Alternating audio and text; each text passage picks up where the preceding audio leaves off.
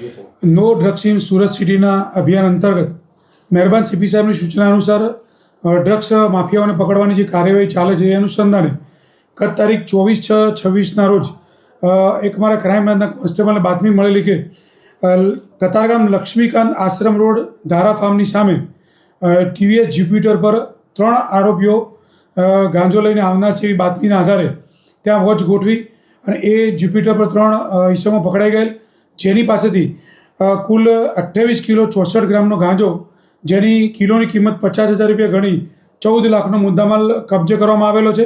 એમની પાસેથી 4 મોબાઈલ, 1630 રૂપિયા રોકડા, કુલ્લે મળીને 14,80,830 રૂપિયાનો મુદ્દામાલ કબજે કરવામાં આવેલો છે.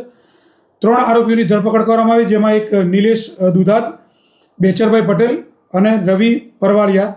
એમાં નિલેશ અને રવિ બંને અમરેલી જિલ્લાના છે અને બેચરભાઈ છે એ ભાવનગર જિલ્લા છે. એમાં રવિ અને નિલેશ એ બંને જણા સાથે આ ધંધો કરતા હતા છેલ્લા 2-3 વર્ષથી, અને એ લોકો કેટરર્સનું કામ કરે છે. અને જે બેચરભાઈ છે એ ઇલેક્ટ્રિશિયનનું વાયરિંગનું કામ કરે છે. અને તમામ આરોપીઓનો ફર્સ્ટ ટાઈમ પકડાયા છે.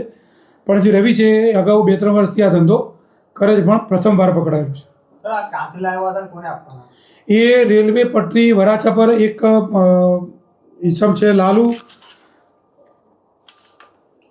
કાલુ માલિયા નામના ઈસમ પાસેથી રેલવે વરાછા પટરી પરથી મુદ્દામાલ લાવેલો છે એવી અત્યારે પ્રાથમિક પૂછપરછમાં જાણવા મળેલું છે.